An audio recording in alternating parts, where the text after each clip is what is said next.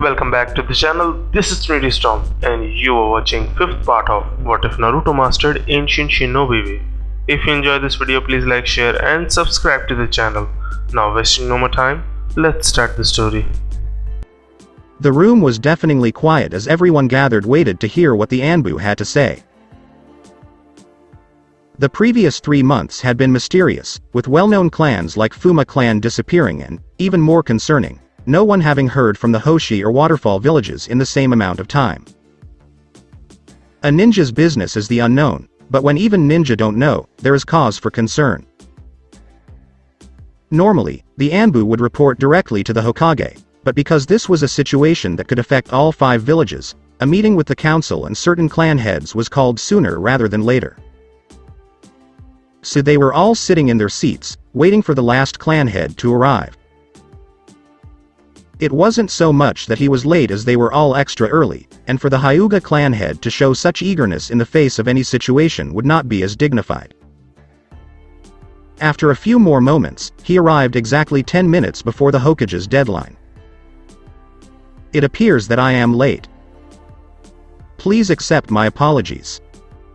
Tsunade huffed. He wasn't late, and he knew he wasn't late. It was just their damn pride. It's okay, Hiyashi, she sighed, have a seat and we'll get started. Tsunade turned to address the Anbu, and he did as he was told. What have you to report from your mission to the new Whirlpool country? In a commanding tone, Tsunade asked the Anbu in front of her.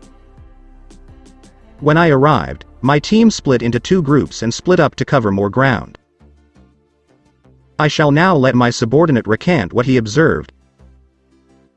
One group went to observe the actions of the Waterfall Shinobi and the other, which was commanded by me, saw to looking over the Whirlpool Samurai, the masked man replied. The subordinate asked the Hokage for permission, and she nodded her head in agreement. When we arrived, the battle had already ended, as a group of 5 shinobi and an animal exited the cave from behind the waterfall with 6 hostages, one of whom was positively identified as an Iwa Junin. Further reconnaissance into the cave later that night revealed that Iwa had apparently sent a contingent of 50 ninja to subdue the waterfall ninja, but all we found were the corpses of 44 ninja, 9 of whom were Junin, he said, pausing. It appears that the waterfall, with assistance from another village, has defeated an Iwa assault. Who were they, and what of the waterfall nin? Kaharu wondered aloud. There were none, the Anbu stated emphatically. We scoured the caves but found only a large tree in the village's center. The ninja responsible appeared to be the 5 I mentioned earlier. We have no idea where they are from. What? Homura exclaimed, surprised, are you telling me that 5 shinobi defeated 50 Iwa ninja on their own?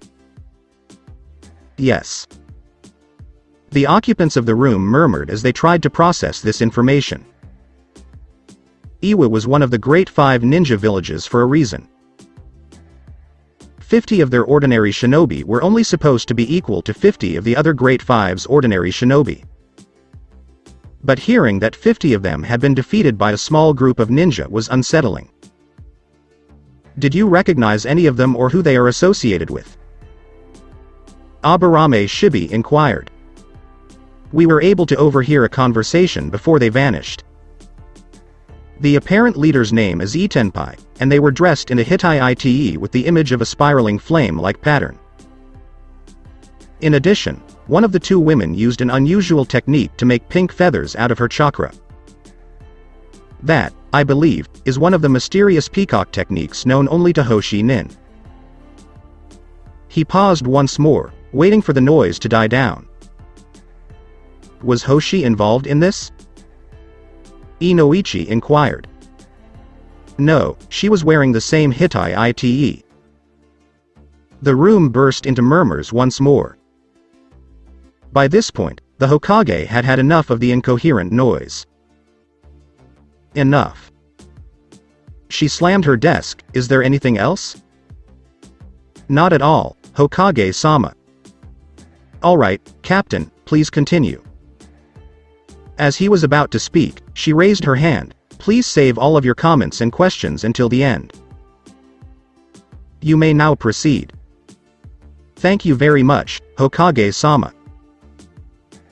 The captain began to explain how the battle began and how the Whirlpool Samura appeared to be completely hopeless until the table was turned by a clever plan and a number of well-placed jutsu to completely render the enemy inert. He went on to describe how an unknown ninjutsu caused all of the animals in the area to attack the offending Tsuchi forces, and how a mysterious young boy who moved more like a ninja than a samurai easily killed the Tsuchi general. But it was the mention of who was with the ninja fixing the battle that drew a certain man's attention more than anything else. Hinata, Hyuga. Isn't she meant to be with Naruto? And while we're on the subject of that individual, Tsunade touched the pendant around her neck unconsciously. Are you sure it was her? Hyuga Hiyashi, who was out of character, demanded. Indeed, Hiyashi-sama, the Anbu captain said, she is the only known missing member of the Hyuga clan, and furthermore, despite her change in hair length, attire, and posture, it was definitely Hyuga Hinata. I see, he said calmly, I apologize for my outburst Hokage-sama, please continue. In the end, we had to abandon our plans to search for their base of operations because we had been discovered. Tsunade looked at the captain. Alright, Hokage-sama. How did you make it out? Danzo inquired. They appeared to have no interest in us and no reason to attack or detain us, so they let us go without incident. He only half lied. Is that so? Danzo asked from his seat. Tsunade, it appears that the whelps do not take us seriously. You should show them where they belong.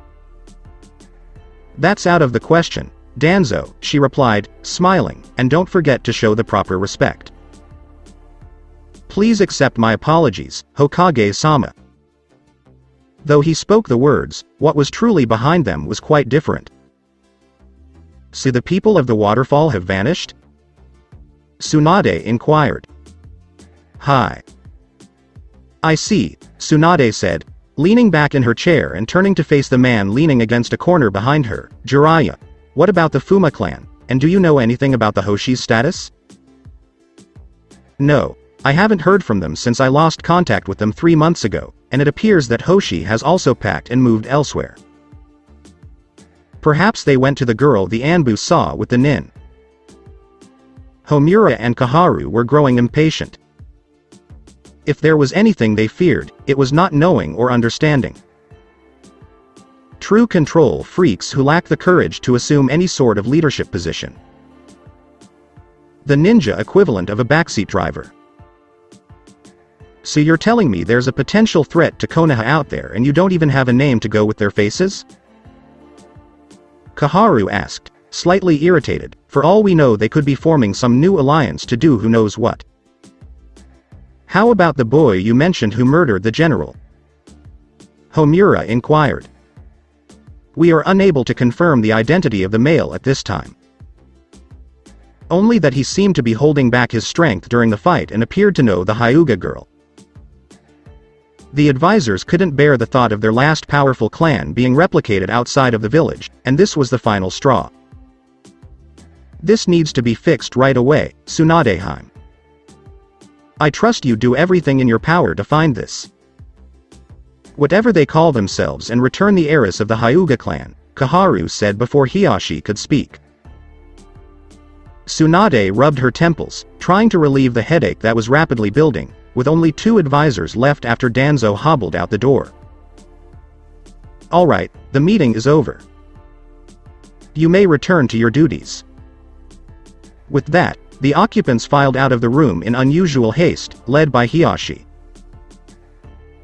Send Haruno Sakura, Inazuka Kiba, Hitaki Kakashi, and Aburame Shino, 3 of the 4 Anbu left the room to complete the task, while 1 remained. What exactly are you waiting for? You have been fired. There is one thing I forgot to tell the assembled Hokage-sama that was intended only for your ears. And what exactly is that? On the way back, we were stopped by a nin, not from the group at the waterfall, but one of them nonetheless. He had 2 messages for you, which he asked me to relay to you. He stated that it came from their Kanshisha. Kanshisha? She asked, trying to recall if she'd ever heard of such a person. Go on. The first message says, I found a stray root today. If the ANBU's smile was any indication, she realized she knew what it meant. I'm not sure who this Kanshisha is, but if he knows about root and is opposed to them, we may have found a powerful ally. Perhaps Kanshisha personally knows Naruto. And what about the other? We'll meet soon, and I need my cursed pendant back. As she clenched the pendant around her neck in her hands, she appeared to have seen the ghost of a long-lost loved one. It can't be, she reasoned, but only a few people know about this pendant, and it can't be Jiraiya or Shizune. When things start to look bleak, Naruto comes along and saves us once more. I see, thank you. You may now depart. Good day, Hokage-sama. It appears that you have done quite well for yourself in such a short time, Naruto-kun. She pondered. I'm excited to see you again, she said to no one in particular. Within an hour, Sakura and Kiba, along with Kakashi and Shino, had gathered in front of the Hokage. Kiba, Shino, and Kakashi-sensei, what happened? I haven't seen you guys in a long time. Sakura requested only a curt nod from Kakashi, nothing from Shino, and a disgusted snort from Kiba. Even after all this time, they're still not talking to me. Sakura bowed her head, their disappointment stinging more than the strongest antiseptic and cutting deeper than the sharpest blade. It had been like this since the fateful day when a hero died. Unfortunately, she didn't see it that way at the time, but those on the mission were disgusted by how she acted and treated his memory. Ino was forgiven after a while. That is, they coped with her existence.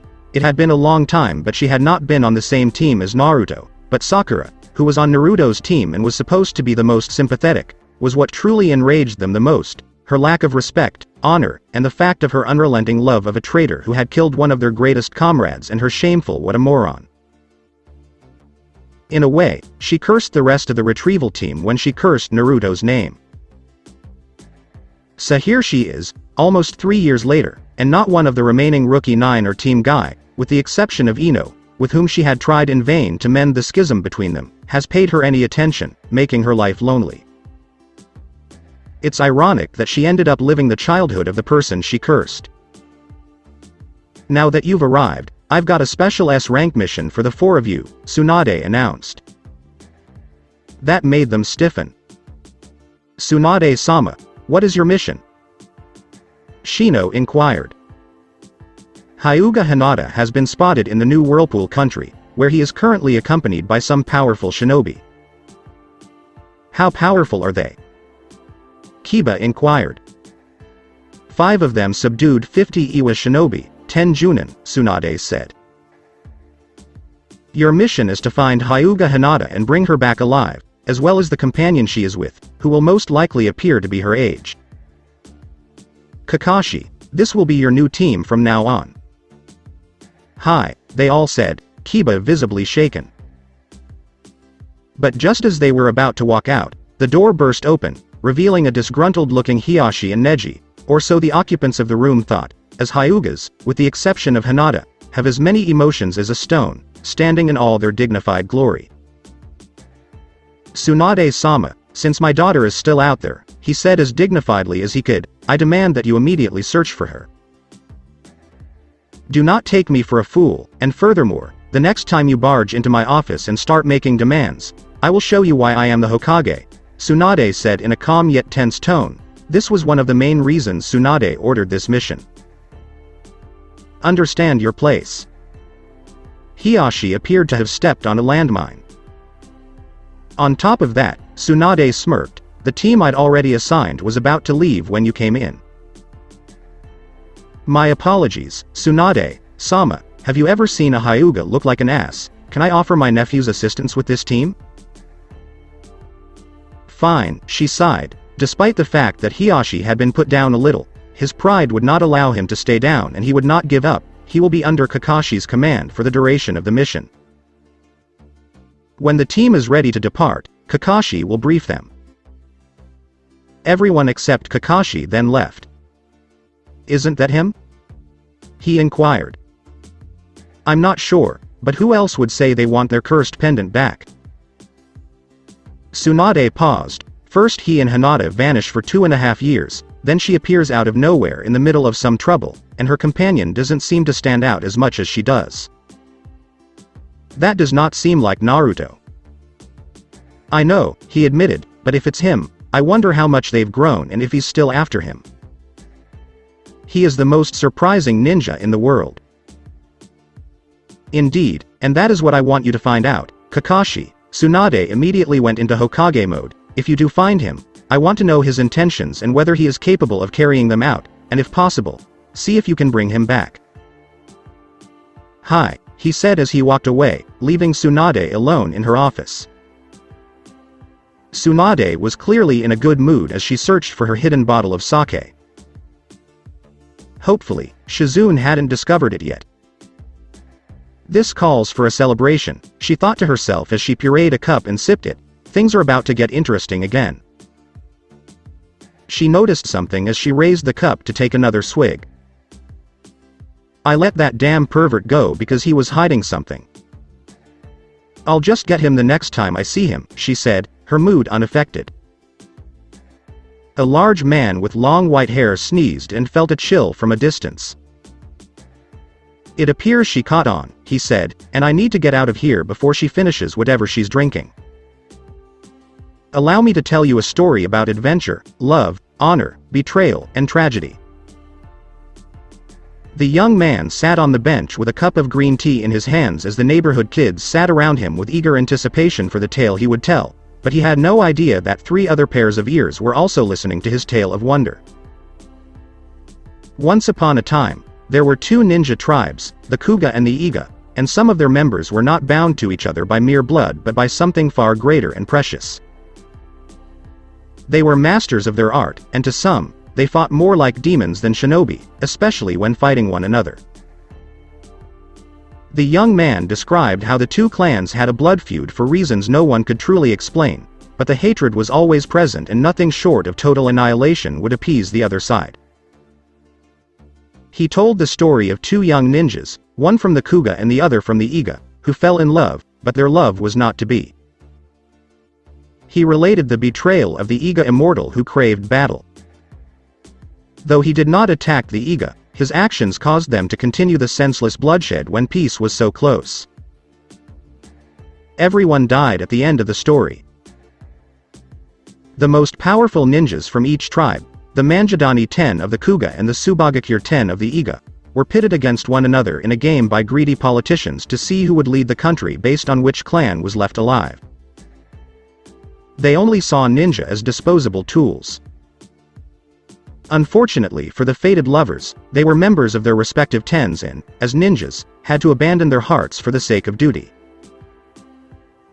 Jinosuke watched his love, Oboro, die through his now reopened eyes, and with the power of his mystic eye, he slaughtered everyone in sight except the fat caretaker of a spoiled shogun candidate. It was tragic, because Jinosuke couldn't bear the thought of living without his love, so with her lifeless body in his arms, he waded into the river with a dagger clutched in his hand and took his own life so they could be together forever in the afterlife where no more bloodshed could tear them apart. As both boys and girls beamed with wonder at the story that the young man so masterfully delivered, their eyes were filled with tears. Wow! One little tyke exclaimed, when I grow up, I'm going to be just like Jinosuke, because he's so cool and strong. Nah. Another little boy replied, Yashimaru's black rope technique is way cooler and... As they dispersed from around the storyteller, they spoke animatedly and acted out scenes from the story. As he sipped his tea, the raven-haired young man leaned back in his seat and smiled. Wow! A male voice beside him said, that was a great story. Did you make it up or was it told to you? Asked a feminine voice at his side. The man grinned. It's not as big a story as you think. Not many people can sneak up on me, he said, putting down his cup and rising into a fighting stance as the male removed his hood. Judging by your appearances, you must be the fabled Itenpai An. I'm sorry, who are you? Anyway, I never thought I'd meet Uzumaki Naruto like this. And judging by your appearance and fighting stance, you must be Uchiha Kai. Naruto said calmly, it's okay, we're not here to capture or kill you. If we were, you'd be dead by now, and please, this is my personal guard, friend, and aide Reizoku Tsubaki. The newly christened Uchiha Kai relaxed but kept a close eye on the pair. So, what do you want? He asked, his demeanor sharpened by years of running. We can't talk in public. Is there somewhere we can talk freely? Tsubaki inquired as Naruto replaced his hood. Of course, come. They were moments later in a one-room shack far from the village. Kai, their host, had provided them with cushions. Before you tell me why you've come to see me, I must ask you not to insult me by calling me Uchiha. Yes, I was born Uchiha Kai, but what the Uchiha did to me was disgraceful and unforgivable. He paused. You may call me Kuga Kai. Naruto cocked his brow and looked before returning his gaze to Kai. Very well, Kuga Kai. Naruto cleared his throat. We have formed a new hidden village and we would love for you to join us. Why? Kai inquired. Would you want me to be a part of this village you are establishing? I am an S-class missing ninja wanted anywhere there are ninjas, so why would you want me? Because a reliable source informed us of the truth behind your situation. You are a ninja who knows where his true loyalties and priorities lie, Naruto explained. Also, you must be really strong if all the ninja villages are after you and you haven't been captured or even found yet. Is that correct? Kai chuckled, and who is this trustworthy source of yours? Naruto handed him the letter, which he read, but one name stuck out. Itachi Uchiha. The name made him laugh even harder, as if he had just heard a joke. You met Itachi and he told you everything? Naruto nodded. Well, I guess that makes you one of the select few who know the true story, and that marigold picture at the bottom isn't the Uchiha crest. It was something I said, and he took it to heart, Naruto explained, and I believe he wants to wear that symbol as his own because it best represents him. What exactly do you mean? It means to vanish. It's what I told him about his life and the Sharingan. I see. So, will you join our village? Naruto asked, locking his gaze on him. If you join us, you will no longer need to run and hide. You will finally have a place to return to, home. Don't you want to come home? I do want to go home, he said, his eyes saddened, but there are a few questions. Who else do you have? What kinds of systems do you run? What position will I have? And who is the leader of this new village? And where exactly is this village? Kai fired a barrage of questions in Naruto's direction as he perked up. He was normally a very guarded person around strangers, but Naruto's presence seemed to put him at ease. He'd have to figure out something about the blonde boy later. Wow, you almost have the same number of questions as Akira Ne-chan.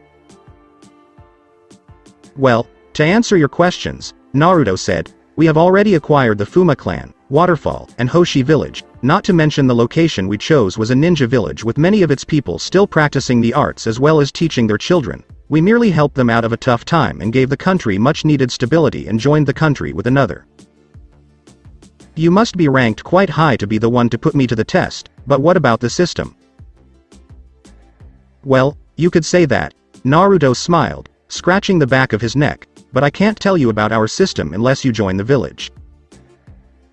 Does that position stem from that thing sealed within you? My strength does not come from the Kyuubi, my friend, but it is partially as a result of him in a strange sort of way, he replied before asking him a question. That was a really good story, it seemed so real, and many of the things you said about the techniques were even true, he said. Ha ha ha, you think it's some old fool's tale that I just picked up? Naruto cocked an eyebrow. Well, I assure you it's not, and I can prove it when you test me. Alright, Naruto replied, slightly excited to see how he would prove it. Let's go outside. They were outside in the open a few seconds later, with Naruto and Kuga Kai facing each other. These are the rules, Naruto said, transforming from a happy teenager to a cold emotionless shinobi as his shoulder-length spiky hair swayed lightly in the breeze. Kage Bunshin no Jutsu. This is your opponent, and you will fight as if your life depends on it. Do you have any questions? You expect me to fight just one shadow clone? I think you're underestimating me, boy. Why don't you fight me or let that woman fight me? No, it is you who underestimated me, the original said as he walked away and sat down next to Tsubaki on a boulder. Appearances can be deceiving. Fighting the shadow clone is like fighting me, except you don't have to worry about accidentally killing me, allowing you to completely cut loose. So, why can't I fight you or that girl? If I fought you, how could I fully test all of you? When I dispel the shadow clone, I can make a decision from both the outside and the inside, and if you fight Tsubaki, I refuse to hold myself accountable for what happens to you. After all, you did disrespect me with that tone. Fine, let us begin, he said, taking a stance neither Naruto nor Tsubaki had seen before, standing straight with his feet slightly apart and his two arms outstretched, while the clone took a closed fist stance. What's the matter? The clone inquired. You've been warned not to underestimate me, but you still don't use your Sharingan. I don't care if you despise your former family, but you'll need every advantage you can get against me. I am not underestimating you, Kai said, maintaining his stance. I am unable to activate my Sharingan. Let's get this nonsense over with and get going. Without warning, his arms snapped back, and with a flick of his wrist, a long seemingly tangled strand of thread uncoiled from his wrist and flew with the speed of a kunai or shuriken, cutting through anything in their path with clean surgical precision like a blade of wind. Kai's hands and fingers danced between the strands of string, pulling and flicking until his target was bound by the black string. I thought you said not to underestimate you. He licked the thread around his finger, causing the bindings around the clone and the rock to tighten even more. Guess I'll just finish this. He clenched his fists and pulled the threads, reducing the clone and boulder to sliced rock and dust. I see what you mean when you say you can prove the stories aren't false, Hinata said, her Byakugan scanning a few miles away and occasionally walking in from around the house, but we can discuss that after you've finished your fight. What are you on about? That clone has been destroyed. And, aren't you the Hyuga heiress? Where did you come from? But, as he turned to point out the location of the destroyed clone, he noticed severed pieces of wood alongside the destroyed boulder. Shit, Kawarimi, he thought as he attempted to move from his current position in the hopes of avoiding an attack from his opponent, who appeared to have vanished from the area. I can't even feel him, and this is just his clone. And why am I unable to move? Doden. Tsuchi Sokubaku no Jutsu, said the clone as he emerged from behind a much thinner tree than he was. You became overconfident. That technique is strong and can cut through anything almost as well as wind, but it has one fatal flaw. If you don't hit your target, it's pointless. Kai gritted his teeth as threads appeared to burst from his ankles when he twitched them, cutting the earth that had slowly crept up his feet and bound his wrist, and he ran into the forest, where he vanished. This is going to take some time, the clone said as he formed the familiar seal for Naruto's signature technique, Taju Kage Bunshin no Jutsu, as a Japanese martial art. Comb the area. Memories of the original and the original clone flooded back as some of them were entangled by almost invisible threads and incinerated by flames that traveled along them.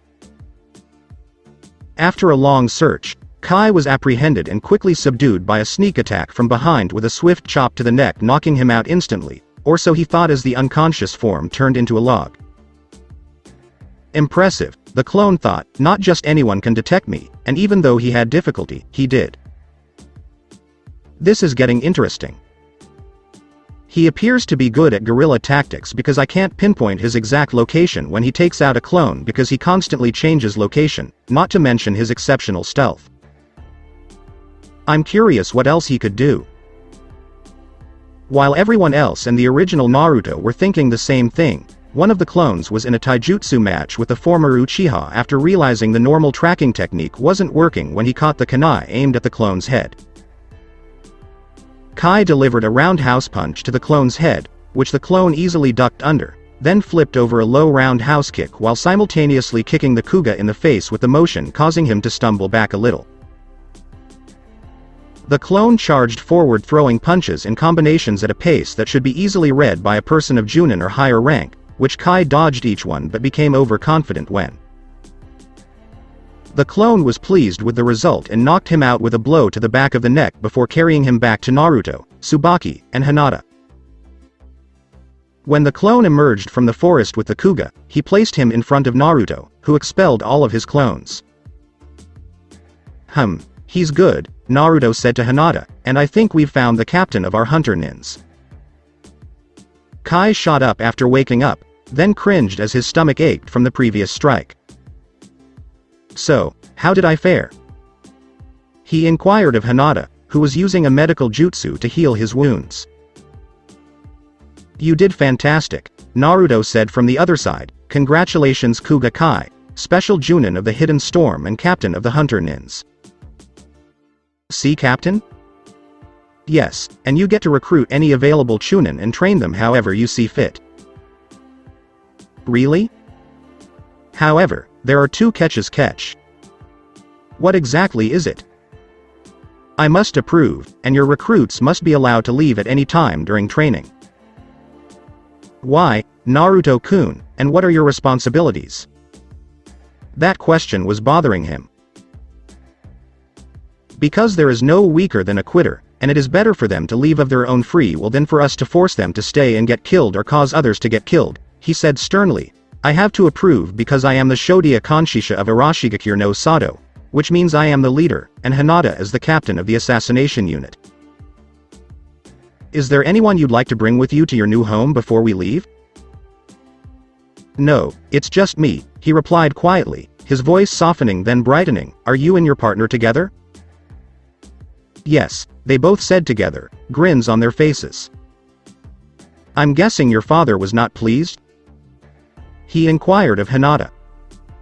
He has no idea Naruto-kun is still alive. I see, I've heard of that incident. I try to stay up to date. I see, we leave in the morning, so take it easy, you are pretty strong to take that last strike like you did and wake up so soon, Naruto interjected. Naruto could have used Kagesachi to get home faster, but Kai needed to learn the location of the village. As they approached the village's gates, two ninjas greeted them with one knee on the ground and their heads bowed, wearing identical kabuki masks with smiles on their faces, creating a deceptive aura about them. Welcome back, Kanshisha-sama, Lady Hinata, the man with brown hair said respectfully. I hope you didn't get into any trouble. Not at all, but I believe we may have some Konoha guests arriving soon. Please do not interrupt them unless they happen to wonder where they are not supposed to. Of course, if your commander says otherwise, you are free to proceed. Understood, they both said as they vanished from view. Come on. I've got to show you around the village and introduce you to the council before I show you to your new unit, Naruto said to Kai. I'm sorry, Naruto-kun, but I need to debrief my unit. See you later, she kissed him tenderly on the lips before disappearing in a swirl of white flower petals. Wow. When did she learn such a technique, and who the hell is that guy? She has really changed, said Inuzuka Kiba's voice. Kiba, keep it down, Sakura reprimanded, only to be met with a stern glare from the dogboy. You are not the one to command me, Sakura, he spit out, as if it were something vile. Silence, you two. We saw our targets, Hinata and the one in the hooded coat, Kakashi said. I wonder if he sensed us, because he had his head turned away from us the entire time, he pondered. Okay, Neji, what can you tell us? Neji focused his gaze on the village ahead of him and activated his clan's prized dojutsu. Byakugan. There is no one guarding the gate, and it appears to be a normal village with the exception of a few clearly ninja individuals. The majority of the ninja appear to be gathered in a building far off in the center. Alright, then, this shouldn't be too difficult. They slithered away in the direction of the village, hoping to sneak in and locate and retrieve the lost Hyuga heiress. They entered without incident, and no one was the wiser as they began to hunt down their prey. Alright, Akamaru, Kiba said to his faithful companion, I know you haven't seen her in a while, but can you pick up on her scent? Woof. The dog immediately picked up on her scent and continued in her direction, with the rest of the Konoha nin hot on his tail. Kakashi, on the other hand, appeared skeptical. It appears you, too, find this too easy, Kakashi-sensei. The ever-stoic Shino. Yes, so far, things have gone too smoothly with the majority of the ninja populace absent. Do you think? Byakugan? Neji asked, quickly activating his dojutsu. Kiba, stop. Kiba, like the others, came to a halt. How come you told us to stop? Because there's no need for us to go any further. As he spoke, ninjas similar to those at the gate appeared around them, and someone with milky eyes and midnight blue hair emerged from the shadows behind them. Well done, Neji Ni-san. You've grown stronger over the years, and no doubt you've become a Junin by now. Yes, Hinata-sama, he said, surprised by her assured demeanor. Hinata, how have you been? It's been so long. Sakura attempted small talk but was met with a glare that could freeze water and melt stone at the same time. To make matters worse, she attempted to advance only to collide with the tip of an odashi wielded by one Hagen Riku. What is this Hinata? She inquired, who are these people? Don't you want to go home with us? We were once classmates and competed in the Chunin exams together. How dare you show your face to me without even an apology? Did you think I'd forget, or were you hoping for blind forgiveness? No offense, Riku-san. Nobody has taken Lady Hinata. I can probably guess why you're here, and the fact that you've been tracking us since we left that village is proof enough, she said as she turned away. I will not return with you, nor will my companion. And what if we have to take you by force, Hinata-sama? Neji wondered. Your father is worried, and your sister misses you so much.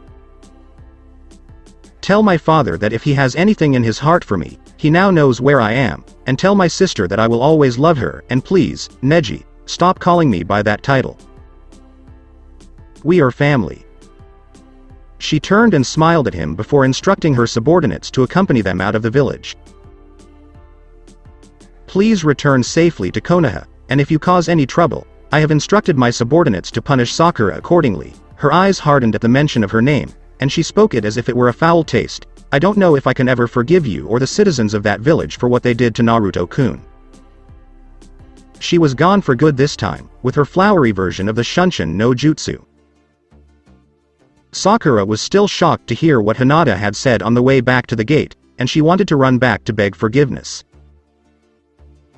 You shouldn't, young lady, said the blind man. I may be blind, but I can sense how much hatred she has for you. I don't know what you did, but if we ever meet on the field, I will not hesitate to kill you. Sakura was too stunned to say anything else. Someone who can openly show their anger to the sweet and gentle Lady Hinata must truly be a monster. The words she used to disgrace a fallen friend only a few years ago came back to haunt her. I suppose I deserve it. They arrived at the gate and were seen on their way back, their mission a complete failure, and Kakashi never got to speak to her. Sakura inquired, why didn't you say anything, Kakashi-sensei? How about that? I don't know, like, I am Sharingan Kakashi, and I would like to speak with the head of this village, Hinata. That wasn't going to happen, Sakura. After all, why not? Like she said, they knew we were following them for quite some time and purposefully pretended to be unaware, he explained as he pulled out his book. If they wanted to speak with us, they would have done it on the way here. So, she defied, we could have fought our way back and taken her back. Even if we did fight, the chances of us beating them were slim. How so, Kakashi-san? Said Shino for the second time that day. Well, for one thing, Hinata was weak back then, but almost 3 years have passed and she has grown much more confident. And, for another, that blind man with the Nodasi is no ordinary shinobi. How so, Kakashi-sensei? Kiba inquired as he rode on Akamaru. That is Hagen Riku the Blind Nodashi, master of the Silent Kill and former captain of the Mist 7 Swordsman Assassination Squad. Third, not knowing the masked shinobi's strength that she calls her subordinates would put us at a significant disadvantage. I see, sighed Neji, Hiyashi-sama will be upset. No, he will most likely not, Kakashi said, tapping his chin, but at least he got an invitation, which is more than I can say for some people.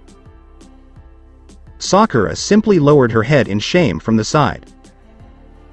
During the village tour, Naruto showed Kai all of the places to eat, sleep, and get a drink. He showed him the hospital in the village's center, the various weaponsmiths scattered throughout the village, and finally the main building, which housed Naruto's office as well as many other important offices and meeting rooms.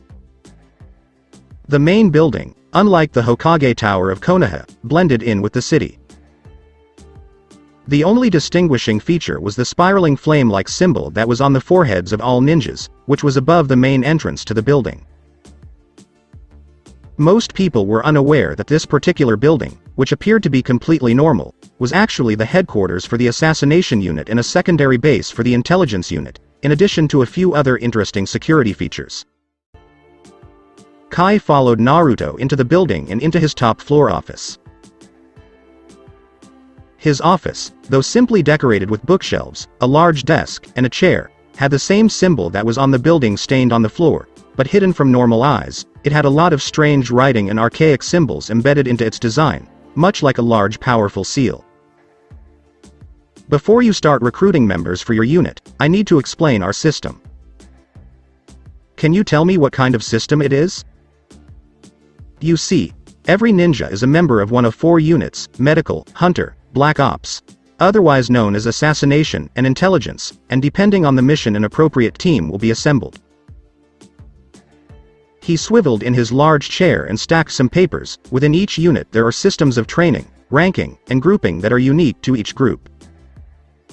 Can you give me an example?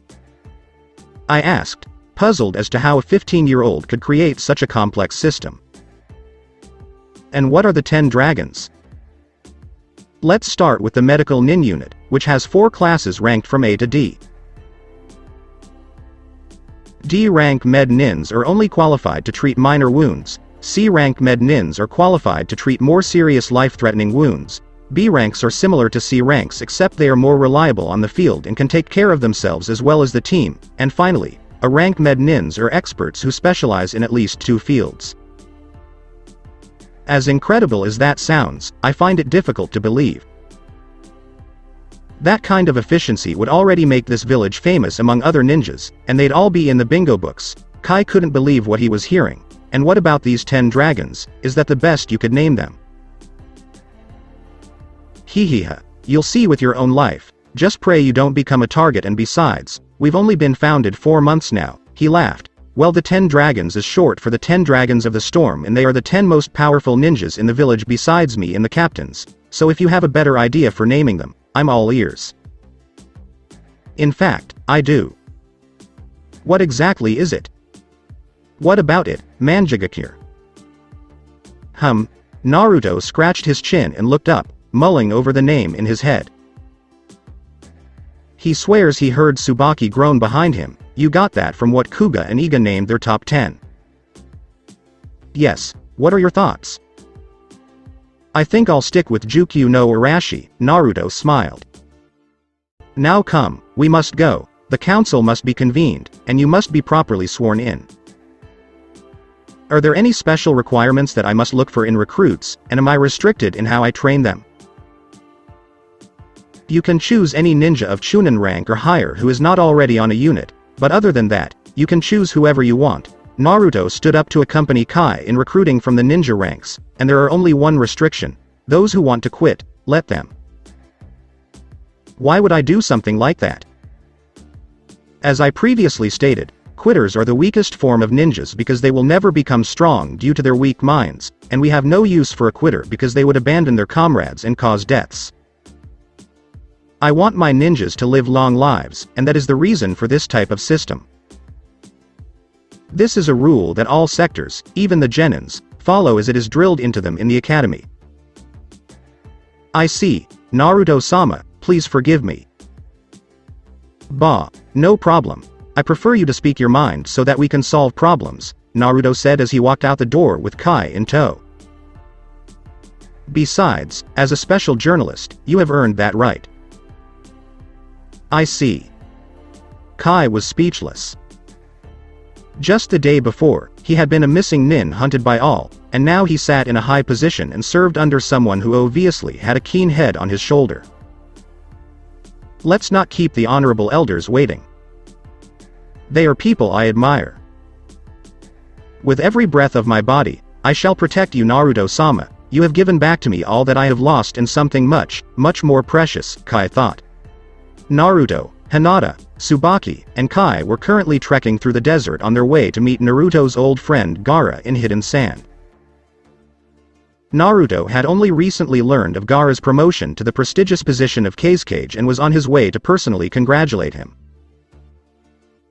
To most, becoming a Kage is simply a position of power and esteem, but for people like Naruto and Gaara, who grew up with everyone around them fearing, hating, and ignoring them for reasons they couldn't control, this kind of thing had a far greater meaning. It meant that they were not just accepted, but wanted and needed, something more than a tool on a leash.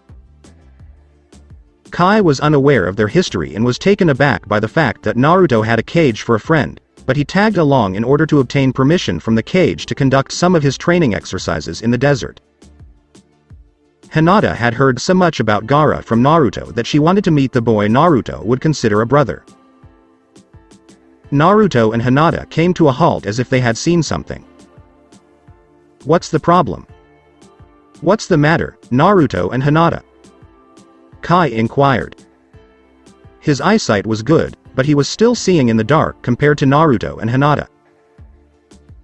There's something in the distance I can barely make out. He scrunched up his eyes as he tried to shield his eyes from the sand with his gray hooded cloak. Hinata, can you take a better look? Sure. Without any hand seals or signs of concentration, she quickly activated her Byakugan and got a close-up look at who was in the sand. She exclaimed when she saw it. I recognize Gaara's brother the puppeteer by his face paint. He appears to be poisoned and in excruciating pain. She paused for a moment, as if looking for something. It gets worse. Suna looks as if it was recently attacked, but it only sustained minor damage. There is also a man dressed in an Akatsuki cloak inside a puppet heading towards another with blonde hair and a bird made of an unknown substance, and the bird has Kazekage Dono as a captive. Is he still alive? Asked Naruto, his voice trembling. Yes. Good. It appears they require him to be alive in order to extract the Ichibi. He needed to think quickly. Here is the plan. Kage Bunshin no Jutsu. Kai, take these 4 clones, they are yours to command. Follow the Akatsuki and slow them down as much as possible. If possible, recapture Gaara, but only engage if absolutely necessary. Hinata, Tsubaki, and I will return Kankuro to Suna. No doubt they have already requested assistance from Konoha, and as their allies, they are obligated to assist in the capture and return of missing nins, so we must be with Hinata to protect her. When the clones are destroyed or dispersed, I will inherit all of their memories and experiences. Now go. While Kai and his shadow clones raced off in the direction of the two missing nins, Naruto, Hinata, and Tsubaki raced off in the direction of Kankuro in order to get him back to Suna as soon as possible.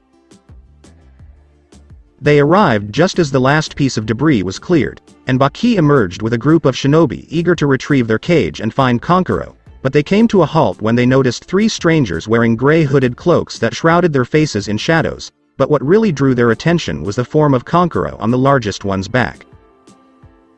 "Who are you and what have you done to Kankuro?" demanded Baki, who was blocking their path. "We don't have time for this," the shorter one said, her voice clearly female, "but you need to get him to a hospital right away because he's been poisoned." "Give him to me," he said as the tallest of the three handed Baki the frail Kankuro. Baki handed over Kankuro to one of the ninjas. "Take him to the hospital right away. Tell them to do everything in their power to heal him." He returned to the trio in front of him, "But if you don't mind, who are you and how do we know you weren't with the men in the black cloaks with red clouds?" Baki couldn't tell the strangers that their cage had been abducted. The three strangers exchanged glances before the tallest raised his hand above his head. All of the ninja automatically assumed a fighting stance and drew various weapons. "Because Gaara and I are closer than you think," he explained as he revealed his face. "You." Baki stepped back as if seeing a ghost, "but they said you were dead." Naruto chuckled, further intimidating the Suna Junin. This was not the same hyperactive, loudmouthed boy from the Chunin exams so long ago. What had happened to him? "I would have, if it weren't for a few things," he said, getting a distant look in his eye before snapping back with seriousness, "but this isn't the time to catch up. Whether you like it or not, my partners and I are assisting you in regaining Gaara." "That will be greatly appreciated by the three of you," Baki said. "I'm afraid you're mistaken. There are four of us, and one of us is currently delaying the two Akatsuki as we speak in order to buy Gaara as much time as possible." "I see." Despite hearing that his cage had a slim chance of returning safely, Baki appeared slightly defeated. "Excuse me, I need to speak with the siblings." He then left to speak with two of the villages, if not the oldest shinobis. Meanwhile, Kai was looking for the two Akatsuki members who had kidnapped Gaara. "Alright, this is what I want." While running with the clones to catch up to the Akatsuki member, Kai devised a strategy.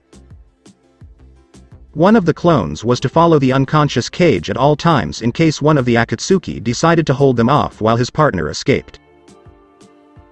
If what Naruto said about the shadow clone technique was true, he had the best team any captain could hope for, as Naruto's skill as a ninja appeared to be unrivaled by anyone he had encountered thus far. If he wanted to, he could probably sneak up on a Hyuga. "Do you have it?" he asked his clone team. "Hi. Remember to keep yourself as hidden as possible." "We should have told you that, Kai." With a grin, one of the Naruto clones said. "Whatever," Kai grumbled, "alright, we've almost caught up to them." In the meantime, in Konoha. "Did you come to see us, Hokage-sama?" "Yes, Kakashi, I have a top priority mission for your team." Kakashi and his team were on high alert at this point. "What exactly is the mission, Hokage-sama?" "Akatsuki have attacked Sunagakure and kidnapped their cage. They are requesting that we assist them in retrieving Gaara and treating the injured." Tsunade looked at them with authority and said, "This mission is S-ranked not only because of what it entails, but also because it will serve to bring Suna and Konoha closer together ever since." The incident. Failure is not an option. You are dismissed and must leave immediately.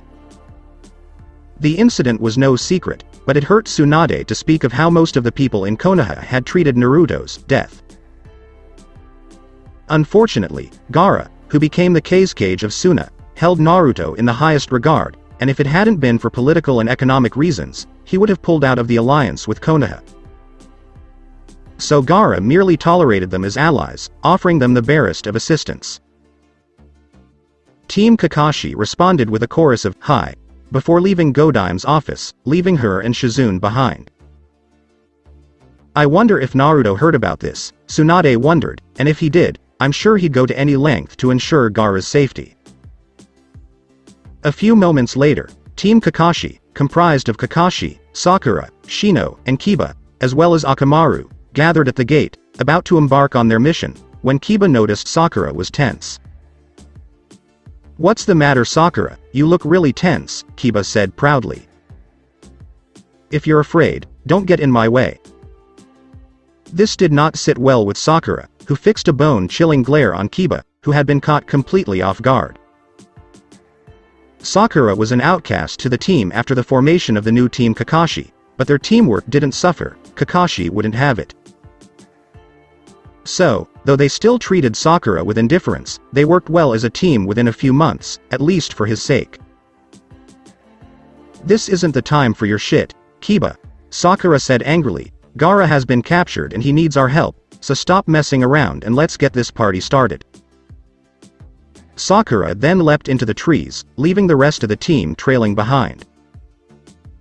Kiba simply glared at her back before yelling at her. "What the hell is your issue, bitch?" Before things could get any hotter, Kakashi stepped in to stop the impending violence.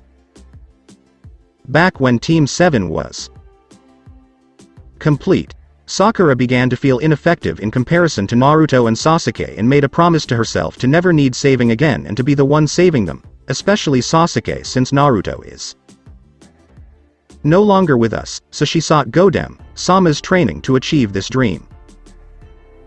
Kiba simply laughed it off. "She's still after that jerk. Why should I even care?" he grumbled, unconsciously gripping the fur of his canine companion, Akamaru. He never recovered from what happened to Akamaru on that mission. I believe Sakura sees this mission as a means of atonement. "What do you mean, Kakashi-sensei?" Shino finally inquired, making his presence known.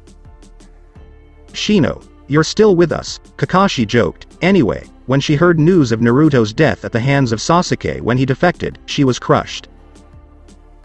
To make matters worse, the council revealed Naruto's secret to the rest of the village, and we all know how that turned out. Sakura was so upset that Sakura rejoined the group and finished the conversation before Kakashi could finish. She blamed Naruto for everything that happened and even called him a lot of despicable and evil things, she admitted, her face flushed with shame, and when I finally came to my senses, I realized what I had done. Tears welled up in her eyes as she remembered what she had said about him and how she had treated Hinata before she vanished. "Which was, if you don't mind?" Shino asked, prodding the wound passively. "I cursed the name of one of the best friends, teammates, and ninja I'd ever had or would ever know. I blamed him for Sasuke's desertion using the demon as a scapegoat, saying that if he hadn't been born, Sasuke and I would still be together, and worst of all, the tears were flowing freely now. Even in death I made him suffer for something he had no control over. When I called him when Hinata tried to defend his name in front of these two strangers, I attacked her. I completely betrayed Konoha's most promising and unpredictable ninja, who died at the hands of his traitorous best friend, by siding with the traitor. If Naruto was alive and heard me say that, I would probably kill myself so I wouldn't have to look at the pain on Hinata's face. Despite this, she still let me go." Shino was moved. He had no idea the members of Team 7 had such strong bonds with one another, and he had no idea she felt so bad about it, but he wasn't about to feel guilty for anything. After all, what logic was there in that? What about Gaara? What role does he play in this? Shino inquired. 3 years ago, during the Chunin exams, Naruto fought Gaara in his demon form to protect me, and after the fight, Naruto and Gaara became close friends, somewhat like kindred spirits.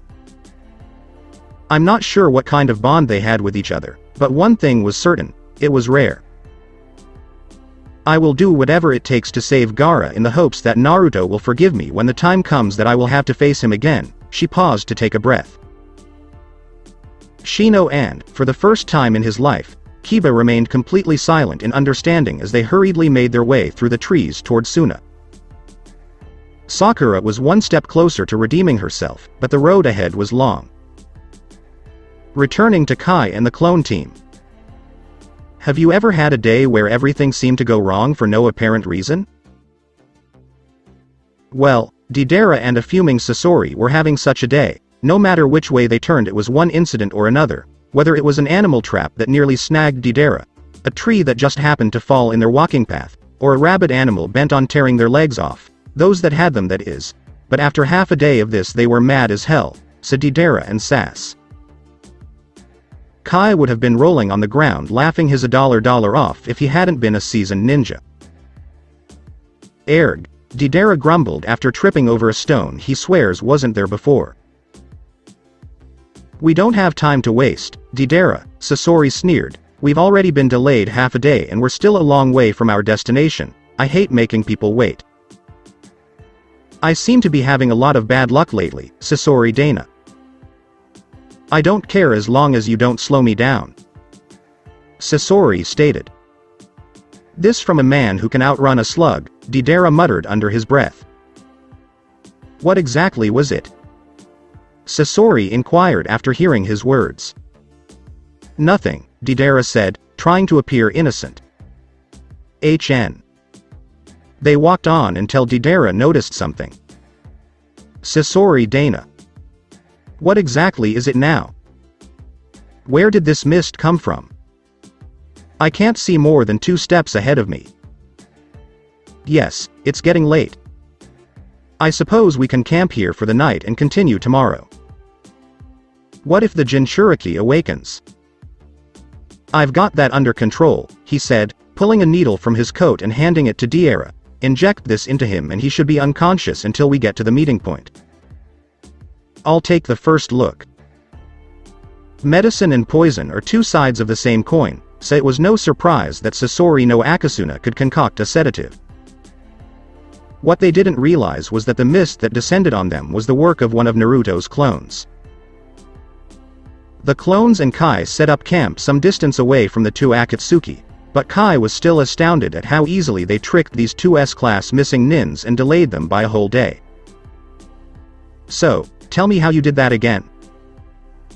Kai inquired of one of the cage bunchins seated next to him, as the person who had performed the jutsu was not present but was currently maintaining the technique. It was simply a matter of control and knowing how not only you, but your enemy, might think, he explained like a schoolteacher. They are experienced ninja, much more than we are. Well, maybe you.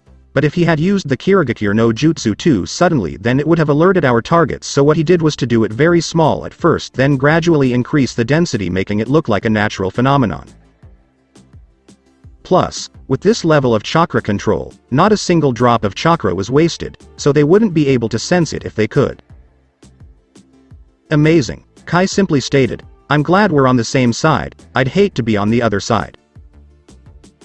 I'm curious, Kanshisha-sama, what else you can do? The clone chuckled softly. You don't have to call me that unless we have to be serious with someone, so there's no need to be so formal, and besides, I'm only a cage bunshin. Kai then went to sleep so that the remaining 3 clones could set up a perimeter without needing to sleep. The next morning, the 2 Akatsuki members set out to find their hidden base, but this was not going to be easy. A thick mist descended on the missing nins once more, but this time it was sudden and abrupt, and you couldn't see through it unless you had a Byakugan. We appear to have company, HN, Deidara said quietly to Sasori. Yes, Sasori replied, gruffly, probably a Suna contingent looking to be heroes. In any case, keep going. This won't take long. With that, Deidara leapt upon the bird that was still holding Gaara and flew above the tree line towards the base with a smirk on his face, knowing that no Suna ninja could defeat Sasori. What he didn't realize was the presence that followed him in silence. Deidara had just arrived at the entrance to the hideout when he had an epiphany. Damn it, even if he beats them the moment they start fighting, he'll take forever to arrive. Unfortunately, this was not his only issue because he failed to notice the puff of smoke that was once a shadow clone. Meanwhile, Naruto and Hinata returned to Suna's hospital because he needed to be with Hinata in case her identity was discovered by any of the medics or ninja, and Tsubaki arranged for lodging. He didn't doubt her abilities. On the contrary, he needed to maintain control of the situation so that Gaara could be rescued as quickly and safely as possible, and having people try to capture a missing nin was a sure way to divert attention. Hinata had begun the task of extracting the poison from Kankuro's body the day before, using whatever medical skill she had at her disposal.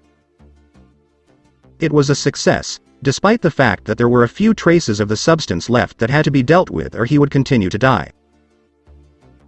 During that time, she received assistance from a village elder named Chiyo, but concocting a suitable antidote was proving to be a bit of a challenge, despite the fact that they had made some headway. Damn it, Chiyo Ba-sama swore as another test failed. If only that blasted slug girl or that pink-haired apprentice of hers was here. The shame, having to rely on outside help, especially from Konoha. It was no secret that Chiyo battled Konoha and was always defeated when Tsunade neutralized one of her poisons. In short, she despised Konoha, and the fact that Tsunade was the current Hokage made her feel even worse when the alliance was finalized. I'm sure they'll send a grunt team to help us. Relax, Ba-sama, I'm sure Tsunade. Naruto didn't finish his sentence because he suddenly got a distant look in his eyes and then a smile crept across his face. What's the matter, Hitaro-kun? Hinata asked, using his aliases to keep them as mysterious as possible. Naruto had Baki introduce himself and Hinata as Hitaro and Shina after revealing himself to him. I have wonderful news, Naruto said to his hooded girlfriend and the Suna elder. I have discovered their hiding place as well as their names. Is that correct? So what is it, and why are you only now telling us of this information? Chiyo asked, her eyes narrowing. Chiyo Ba-sama had never been one to trust strangers, so she was on high alert now. There are two of them, one named Deidara and the other is Sasori. Chiyo was taken aback. She hadn't seen her grandson in years, only to discover he had kidnapped the Kazekage. They are based in a seal-protected cave above a river. I can provide directions. To answer your second question, I only recently learned about it. There is no reason to be suspicious, I assure you, and you appear to know this Sasori individual. Who is he? How did you obtain this information? I'm sorry, but you and I both know that a ninja cannot reveal all of their secrets because it destroys the element of surprise. If you say so, come on girl, let's finish this antidote and give it to Kankuro in the meantime. Go and bring Baki, she said to the guard assigned to keep an eye on Naruto and Hinata. How about these two? Suggested the foreign ninja. I'll keep an eye on them. Now get going, this is critical. The guard reappeared moments later, Baki in tow. He said it was urgent. What's the problem? The Gaki here, Naruto says, pointing to himself, just received some information. Naruto told Baki everything he had learned in as much detail as he could. I will immediately organize a team to rescue Kazekage-sama. Naruto's voice stopped him as he was about to leave. No, you must wait for the Konoha team. Why should we wait when we know where they are and can easily surprise and defeat them? No, not at all, Naruto said authoritatively. You've already lost many of your ninja, and many more are being diverted to border duty, not to mention these two S-class criminals. It was the harsh cold reality of the situation. Not only that, Hinata added, the process of synthesizing the enzyme carriers is time-consuming. I see, Baki grumbled, but he couldn't argue with this logic. What do you propose instead? When they arrive and the antidote is ready, Shina and I will personally rescue and return Gaara. Sasori felt the puppet he was in being wrapped around with something before being pulled to a tree and firmly secured by what appeared to be thread, black shiny thread. He soon realized that the string that was tying him down was severing his puppet all over. He stretched out his puppet's scorpion-like tail only to have it caught by the same string as his puppet and sliced to shreds, metal scorpion tail and all, as if it were a leaf under a sharp knife. I'm not sure if I got him. Kai doubted himself. But then heat ripped through the mist-laden atmosphere, causing it to dissipate and revealing a red-headed boy with an expression devoid of all emotions because his wooden structure wouldn't allow it. The flames were shot out of his left arm, and he then produced a scroll and summoned with the kanji for third on it as he unsealed the puppet form of the Sandame cage. That is an interesting technique, the stoic puppet master said as he prepared his puppet, but someone is waiting for me, and I don't like to keep people waiting. Well, they'll have to wait a little longer because you'll be late. Sasori flexed a finger with a chakra string attached, causing a dark cloud of sand to spew from the puppet without any invitation. This is the technique of the third cage that earned him the moniker, Black Sands. The sand exploded towards Kai at terrifying speeds. One of the clones flashed a few hand signs and slammed a foot on the ground, Doten. Tsuchikabe no Jutsu, but it was no match for the powerful torrent of sand as it crashed through the earthen wall, dispelling the clone that created it who was right behind the wall. 1 down, 3 to go, said Sasori, morphing the shape of the sands into various shapes bent on cutting and crushing anything in their path and sending them flying in their direction. They spent the majority of the morning running and dodging all of his attacks. Sasori's attacks were powerful but not very accurate or quick, and luckily Kai was too far away for any of his attacks to work. They eventually came to a halt and faced their pursuer. Kai, maybe we should retreat. We have enough information on the enemy, and getting hurt isn't an option because all of his weapons appear to be poisoned, including that sand. I was about to suggest the same thing, he said, pulling another set of strings from his pouch and wrapping them around the string he used on Sasori's first puppet before taking a stance, but let me do one thing before we go. I will need you guys to protect me. Fine, but hurry up. The new string and the black rope string flew at Sasori like snakes slithering through wet grass, with lightning-like movements of his wrists. Sasori tried to block the strings with a shield made of black sand, but the black rope string slashed through it as if it wasn't there, with the second string close behind. Sasori leapt out of the way of the advancing strings with only seconds to spare. When the string crashed into a tree, slicing it up into building blocks, he would have smirked if his face wasn't made of wood. That is a most powerful and lethal technique, too bad it has such an obvious flaw, he sighed as he raised his hands again, forming the sands into a swarm of sharp projectiles aimed at Kai and the two clones. Before you die, tell me what your technique is called. Kai just laughed and looked at him. Sasori's short patience was beginning to wear on him. Okay. I have someone waiting for me, and I despise waiting or keeping people waiting. Sasori was about to thrust his hands forward to launch the floating projectiles at Kai when he realized that this was impossible. My technique is known as Kuro Sakuju no Jutsu, and the one you're caught in. He paused to point out the strings that were tightly binding his body and tightening as Sasori relaxed. Is known as Kuro Sakuju binding you no Jutsu. I know it won't stop you from attacking me, but it will keep you from moving for a while. Now, if you'll excuse me, I need to get going. Sasori of the Red Sands was an exemplary ninja. He didn't show mercy, he was emotionless, and he was a ruthless killer, but being shown up by someone he could consider a child caused him to flex his finger in a last-ditch effort to impale him by one of the floating projectiles. This was in vain, as he discovered his hands firmly bound by rock protruding from the earth, preventing him from moving his fingers or feet. Doten's jutsu is Chikyu Sokubaku no Jutsu. That should keep you from attacking or even moving until we leave, one of the clones said as the other flashed through a dozen hand seals before saying his technique, Ninpo, Kagesachi no Jutsu. Until next time, said one of the shadow clones as their bodies faded from view as if carried by the wind. We could be in for a lot of trouble if I just got beat by 3 shadow clones of Agaki and some unknown youngster. As the rocks around his hands crumbled and fell to the ground, he reflected. Sasori attempted to cut the strings around his body by transforming the black sand into a knife, but realized that the string, while not cutting his body, was also not being cut. It most likely contains chakra. Kai and the 2 clones resurfaced exactly where they had left off when they were dispatched on the mission.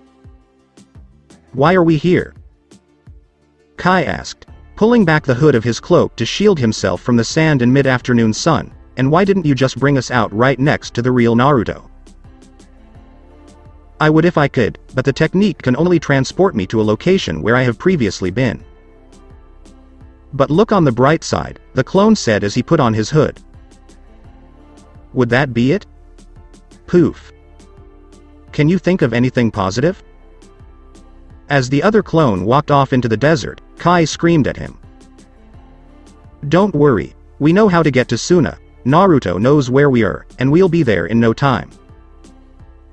"That's great." That, along with defeating an S-rank missing nin, was enough to make Kai happy. After about an hour of walking, the clone dropped a bomb on him. "Unless a sandstorm like that one appears out of nowhere. *T, let's hide in that cave over there." "We should find some shelter," said a girl wearing a wrap kimono and carrying a large metal fan on her back. The Leaf Ninja had finally arrived in the Wind Country, but on the way there they ran into Tamari, who was returning home. Because she was in transit, she was unaware of the attack on her home or that her brother had been kidnapped, so it was no surprise that they were all traveling at breakneck speed. Unfortunately, even the most skilled ninja is but a child in the face of Mother Nature's wrath, and a sandstorm was on its way. "Why, we're almost there," Kiba grumbled. "I'm in more of a hurry than any of you to get home," she said, trying not to show her concern, "but there's a sandstorm coming and we need to find some shelter." "Ha," Kiba said, placing a hand on Akamaru's back, "No stupid sandstorm can stop me and Akamaru, just stick with us and we'll be fine." "Kiba, you idiot," Sakura yelled, "if we decide to go through a sandstorm, we'll be lost in no time." Kiba gave Sakura a glare that could freeze a lake, but before he could say anything. "She's right," Kiba said to Tamari, "trying to brave a sandstorm is one of the worst things anyone could ever do in a desert. You could end up lost forever." He would never want to be lost for the rest of his life. As they entered the cave, Akamaru growled and sank low to the ground, baring his teeth, while Kiba sniffed the air while the rest of the team waited to see what he found. "Be careful guys, we're not alone in here," the dog Nin warned in hushed tones as they all made their way to the back of the cave to set up camp as Tamari informed them that the storm was expected to last until the night or even longer. The cave wasn't very deep, but it was deep enough for at least 20 people to be very comfortable and have plenty of room to run around.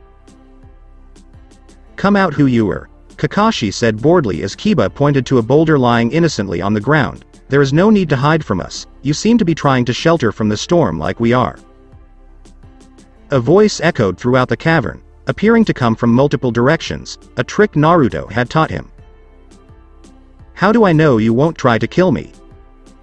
Konoha Ninja isn't exactly trustworthy." "To be honest," Shino said this time, "you have nowhere to go and we have already pinpointed your position. Furthermore, you have nothing to fear from us unless you are a part of our mission objective."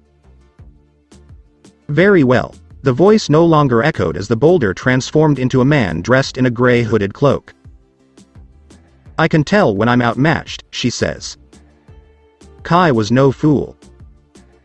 Against a S-rank ninja, he might or might not win, but against copy ninja Kakashi and 4 other ninjas who did not appear to be weak, it was a different story. He was certain that with the help of Naruto's shadow clone, they wouldn't stand a chance, but judging by the sand ninja with them, he concluded that there was no point in doing so in the first place. But he was not about to let down his guard. "Forgive me for that," he chuckled, "but people in this part of the world are not very common. My name is Kuga Kai, And what are a team of Leaf Ninja and one Suna Kunoichi doing out here? We could ask you the same question, Kai-san, Kakashi said, and I can't tell you why we're here. Would you mind telling us why you're here? You're clearly a ninja, and a powerful one at that. I was on my way to meet my master in Suna. He asked me to return home to bring back some scrolls to store his findings. He collects various rocks and stones. I see, said Sakura, her curiosity finally winning out. Are you somehow affiliated with Hyuga Hinata? That Hita Ite is similar to the one she wears? Yes, it is my master's design, but I will not reveal information about my comrades, particularly to you, Haruno Sakura. She simply stopped asking questions and walked away, knowing she was now the official #1 enemy of the Hidden Storm Village. Oh, I see, thank you. What is the name of your master? Tamari, proving her worth. You'll run into him sooner or later. With that, they all fell silent, waiting out the storm because there was nothing else to say, and they knew this Kai person would not reveal any more information. Kakashi, on the other hand, couldn't explain why he felt he'd seen him somewhere before. The 6 ninjas eventually spent the night in the cave because the storm didn't stop until the next morning. The 4 Konoha and 1 Suna nin agreed to let Kai accompany them to Suna as long as he could keep up with their pace. Despite the invitation to travel as a group, they had no faith in him. Kakashi-sensei, Kiba said as they sped across the desert, we need to keep an eye on that guy as much as possible. How come, Kiba? It was faint, but Akamaru and I believe we picked up other scents from him besides Hinata's. I see, anything else? The Junin asked, barely above a whisper. No, I can only confirm that he is not alone, and that when we arrive in Suna, we may have to deal with others from that village. The dog Nin was wary of anyone wearing that Hitai Ite because of the failed retrieval mission to the Hidden Storm Village, the efficiency of their ninjas, and the strength of the few commanders they saw. Of all times to meet up with them, Kakashi reflected, I wonder if it's Naruto and Hinata he's going to meet. Tell Shino to keep an eye on him and the master he'll meet. Good day, Kakashi-sensei. The dog Nin and his companion then retreated to relay the order to their bug using Comrade. They would have to stop first in order for Shino to properly tag him, so they would have to wait until they reached Suna. After a few hours, the 6 ninjas arrived at the entrance to Suna. Once there, they were quickly allowed to enter after the guards saw who they were and where they were from. However, this was not as easy for Kai because the guards found him suspicious with his hood over his head, blocking out the vision of those who would want to see his face. What is your business in Suna? Inquired one of the Chunin guards who stood in his way. I need to meet with some people here. He's currently in the hospital. Be more specific, and I'd need proper identification, as well as removal of that hood. As the guard was about to remove the hood from Kai's head, he felt a strong hand on his wrist. When he turned to see who had the audacity, he found himself staring into Baki's uncovered eye. Baki-sama, is this person with you? The Chunin inquired cautiously, unaware of Baki's approach. No, he is one of my elite subordinates returning from a very important mission involving Suna. Another hooded and cloaked figure spoke, completely surprising everyone, with the exception of Baki. Where did he come from? Tamari and the Leaf Nins wondered. I didn't even notice him until he spoke. Who is this person? Kakashi didn't take being surprised lightly. It's that scent, but where have I smelled it before? Kiba wondered, still trying to recall the scent. You must be Kai Master, Sans Kokshi said, his sluggish tone betraying his serious expression. Who are you? That's not important right now, the cloaked and hooded stranger said as he surveyed the Leaf Nins, pausing briefly to look at Sakura before continuing. The medic sent by Hokage-sama should be going to the hospital. That's right, Baki said finally, if you all would please follow me, Chiyo-ba-sama and another of his comrades are waiting for the medic. Other comrade? Sakura and the other nins wondered. Hello, let's go. With that, he walked away from the group, flanked by Kai and Baki and trailed by the others. When the group was gone, the Chunin guard let out a breath he hadn't realized he was holding and turned to his companion. He can be quite frightening when he wants to be, he explained to his companion. You're telling me, and I now have a lot of respect for you. Why? You didn't wet yourself standing that close to him, the other Suna Chunin remarked. There wasn't even killing intent, just this feeling. As they rushed to the hospital, the mysterious figure came to a halt, turned to Kai, and whispered something into his ear before walking over to Shino with a slow steady gait that looked as if he copied it from a tiger, each step calculated and precise, the mark of a highly skilled shinobi. He held out a tight fist, revealing some of his clothing beneath the cloak, and pointed it at Shino, then turned it upward, revealing 2 unharmed Kakaichu bugs in his palm. Be careful, Aburame-san, they won't be so lucky next time, he said, his voice, though emotionless, held life in it, which was unusual because shinobi who tried to control their emotion while speaking lost the character in their tone. The Aburame stood as silent and emotionless as the cloaked figure walked on, but not for the usual reasons, as the sweat on his brow revealed his true plight. A few moments later, the ninja entered Konkuru's room, where she found awaiting Chiyo, her brother Konkuru, who was awake on his bed, and another cloaked figure standing near the window. The elderly lady looked up from the chart she was reading to see who had come in. Sakura was the first to enter through the door and made her way straight to the patient. I see the Leaf Ninja has finally decided to. You. She charged at Kakashi with murderous intent in her eyes, intent on ending the one-eyed Junin's life, with far greater speed than one would expect from an old woman. She drew a kunai from nowhere and brought it down on the stunned book-reading Junin, but was stopped by Kiba as Akamaru growled menacingly at the woman but was kicked away in the stomach, sending him back. That old bitch is tough, a displeased Kiba thought. Chiyo was about to charge at the ninja once more when he was stopped by the taller cloaked figure. Enough of this, he said, his grip firm as steel. How dare they send him here after what he did, she yelled, I will exact my vengeance on you, Konoha's White Fang, for taking my son away from me.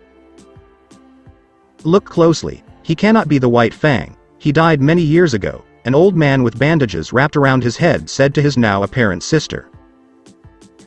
Until there was silence in the room. Ha ha ha ha, Chiyo laughed heartily, I knew that, I was making a joke, ha ha ha. As the wind began to blow through the window, everyone in the room perked up in surprise, and Kiba and his canine companions sniffed the air. Akamaru suddenly barked at the stranger standing by the window and began wagging his tail as he tackled the stranger to the ground and began licking the stranger until the cloak fell off her head. Sakura, who was closer to the stranger than the other Leaf Ninja, gasped and was followed by the majority of the other occupants of the room when they saw midnight blue hair cascading to the small of her back with 2 locks framing the sides of her face with bangs over her eyes and pale lavender pupil-less eyes, the warmth of which no other Hyuga can achieve. Stop it, Akamaru, I missed you as well, she laughed as the dog licked her face. Hinata? The words croaked out of her throat as tears threatened to fall as she remembered everything she had said and done to her that day. She felt responsible for what had happened, as if Hinata had been labeled in a class missing nin because of her actions. The dagger twisted even more when she saw the happiness on Hinata's face quickly turn to disgust as Hinata laid her once gentle eyes on her. I believe she has accepted his death, but she still despises me, just like the last time we met in that new village. I'm not sure I can take it any longer. Those eyes don't look familiar on this particular Hyuga. But who was the other cloaked individual? That would have to wait because she had a mission to complete. Sakura was on her way to check on Konkura when she was stopped by a stern feminine voice that seemed to carry a lot of power and expertly hidden killing intent. To hide one's own malice and detest when one openly despises that person is a true test of self-control. Sakura, the dark-haired kunoichi, said. Her former self quickly vanished and her voice firm and commanding. There is no need to attend to him, I have already extracted the poison and derived an antidote. Follow me, we have something else that needs to be done. What do you mean? Sakura asked, still not believing it was the same Hinata she remembered. I'll explain on the way, please come. With that, she walked out of the room with such grace and poise that those still standing at the door unconsciously stepped out of her way. This was not due to fear, but rather to her majesty and hidden strength. Before leaving the room, she went to the still-hooded taller man and kissed him tenderly on the lips, which surprised the other people in the room who had seen a brief glimpse of his face. When she removed his mask, she discovered whisker marks, they say. Kiba? Kakashi inquired from behind his book. Whisker marks, he yelled as he charged at the hooded man, clawing at him. You bastard, how dare you brainwash Hinata by wearing those marks? You have no right to wear them. As Kiba's claws reached the stranger, his claw swiped cleanly through him and his form vanished like smoke between Kiba's outstretched claw, but before he could react, he felt the cold sharp point of a kunai touch the back of his neck, a swift killing blow if the man had desired. What's your problem with whisker marks? The hooded figure asked, pressing the kunai against his neck even more. The other ninjas in the room remained motionless. Because his face was still hidden and he exhibited such skill, making a move could be disastrous because they didn't know what his focus was on. Even Akamaru had to stay back because any mistake could lead to his master's death. I'm not telling you anything except that a friend of mine had those, and I'm going to kill you for using those marks to seduce Hinata, Kiba snarled. A friend? The stranger asked as he removed the kunai from Kiba's neck. Very well, you pass. For the time being, anyhow. I pass? What the hell does that mean? He never got to finish because Kakashi put his hand on top of his head because he had already figured out what was going on and who was hiding behind that hood, and Kiba continuing to spout at the mouth was not a good idea. Anyway, please accept my apologies for my subordinate's behavior. You can call me Hitaro, but I think you guessed my other alias. Yes, I believe I did, and please accept my apologies on his behalf. It's fine, he said, shaking Kakashi's hand. Baki-san, when my partner returns with the pink-haired girl, would you please brief the Konoha ninja on the situation? I'll fill in the rest when we leave. Do you intend to accompany us? Asked Shino, his face solemn. Of course, Gaara is like a little brother to me. I'd like to track the Akatsuki as soon as possible to find out where they are. If you had any information from them, I could. That isn't necessary, Kakashi-san. I already know where they are. How? The Konoha nin asked, surprised. For the time being, that is my secret. The room fell silent until the girls returned. Hinata and Sakura. As they walked through the hospital corridors, Sakura couldn't help but recall their time in Konoha, all the things she said about Naruto and what she had done to Hinata in front of those people to protect his memory. When Sakura looked over at her, she felt the weight of her actions on her shoulders. This shame was the driving force behind her training with Tsunade. She felt shame not only for what she had said and done, but also for the fact that he was dead. If she hadn't made him make that stupid promise, he wouldn't have known what his nindo was. She needed a way to reconcile. The pain she had dug herself into was unbearable. After that day, no one would speak to her except Ino, and even the Hokage and Kakashi harbored a grudge against her.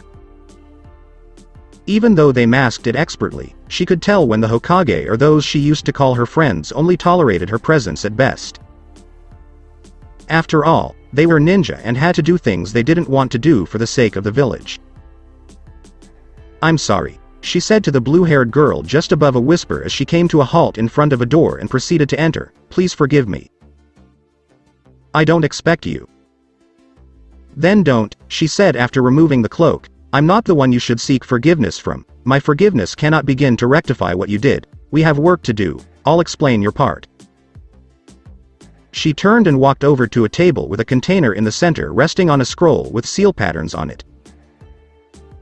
"I was able to create an antidote from the few herbs here in Suna, but it was not enough to make more than 3 doses, she explained after motioning for Sakura to stand on the other end of the table. "But that is out of the question. Not to mention the antidote only stays in the system for a few minutes, giving extremely temporary immunity, and to me that is a problem. So, what will we do now?" Sakura wondered, unsure what else she could do in such a short time. "I've already devised a strategy.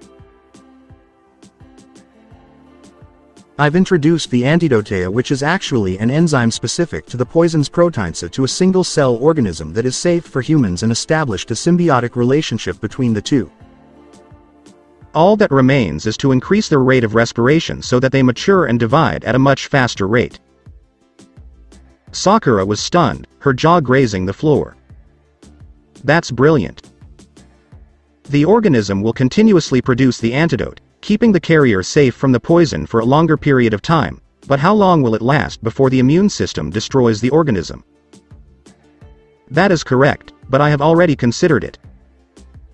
This organism is quite resilient and trades its metabolic rate for its resilience.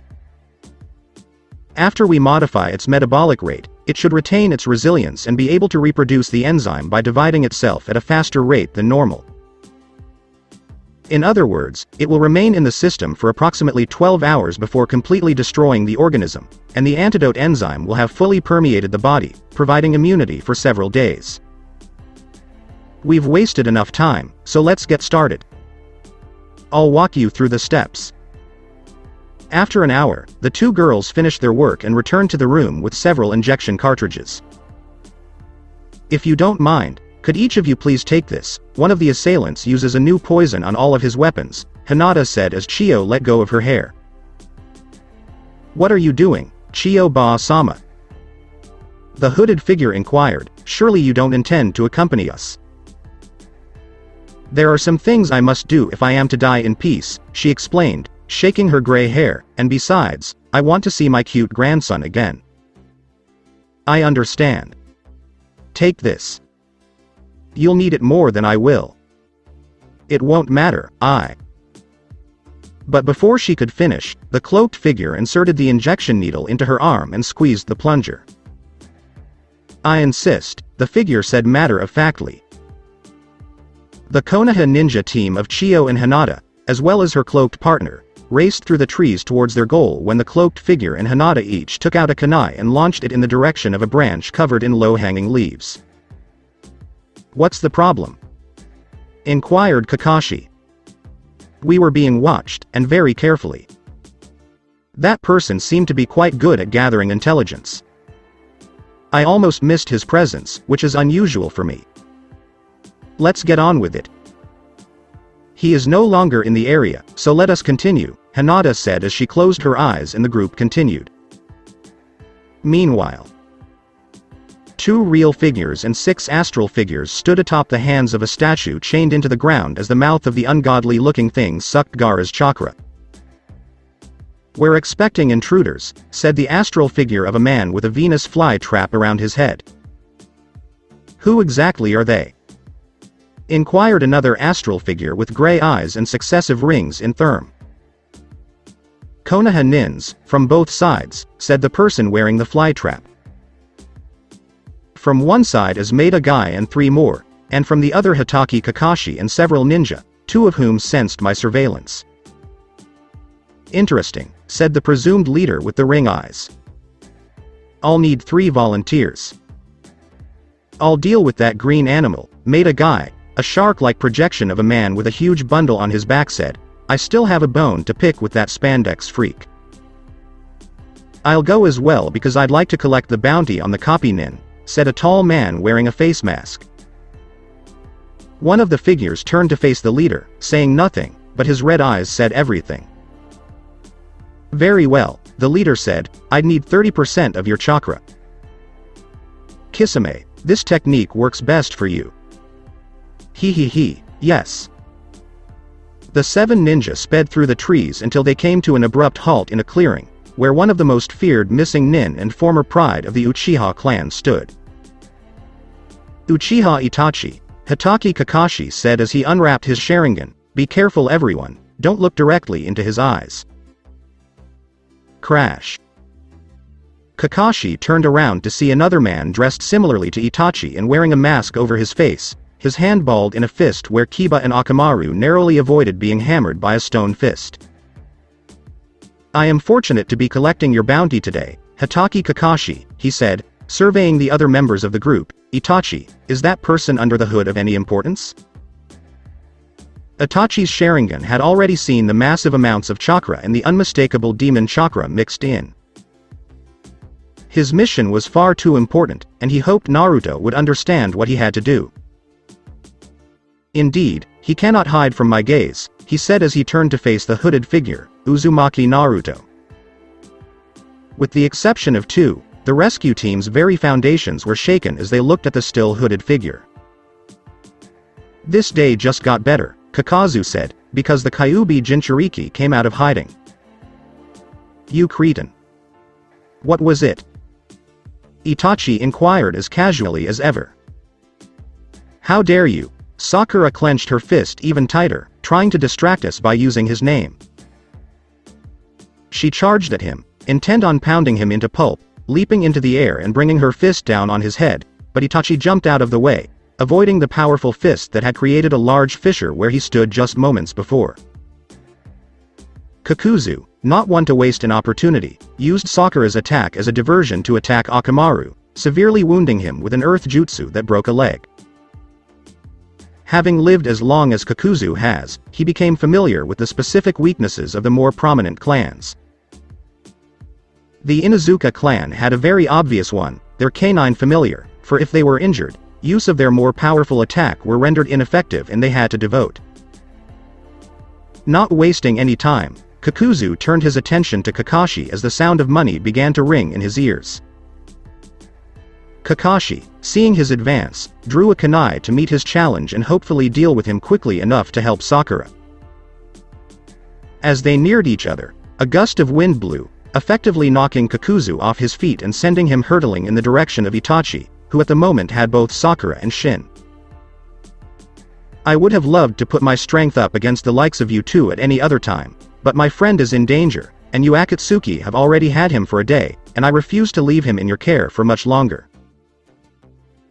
The cloaked figure removed his hood and half-mask, revealing himself to be none other than the blue-eyed Jinchuriki, Uzumaki Naruto, startling the Konoha nin yet again. "What do you see, Hinata? It's not them. Itachi appears to have only 1/3 of his original chakra." "I see," he said as he charged at Itachi. "This shouldn't take long." "He charges in like an idiot," Kakuzu laughed. "You were far too young to defeat me even with 1/3 of my strength." Hinata drew Kakuzu's attention with the word, "fool." Kakuzu turned to face her, but she flashed through several hand seals before he could say anything. "Sore Sakai no Jutsu, Hijutsu." Itachi started his own set of hand seals, but he was too late when he and a spaced-out-looking Kakuzu were engulfed in a blast of chakra. Rasengan Odama. When the smoke cleared, all that remained were the battered bodies of 2 unidentified men laying at the end of a trench 100 meters long, 20 feet wide, and deep enough to hide in. "How strong have you two gotten?" It only took them one move to completely defeat them, Kakashi wondered. Sakura, Shino, and Kiba all looked at Naruto as if he were a ghost, which, given the situation and what they had all believed for the past 2.5 years, he might as well have been. Sakura approached him slowly, her hands shaking, and Kiba was at a loss for words as Akamaru whimpered in pain. "And Naruto," she said, her throat tightening as she got closer, "is that really you?" Naruto looked at her, causing her to pause unconsciously. It was Naruto, but he had changed, and she had no idea what to do or say to him. Are you going to stare at me all day, or are we going to go save Gaara? So that's it for today. I hope you guys enjoyed it. Don't forget to like, share and subscribe to the channel for more awesome stories like this. Thank you. See you all in my next video.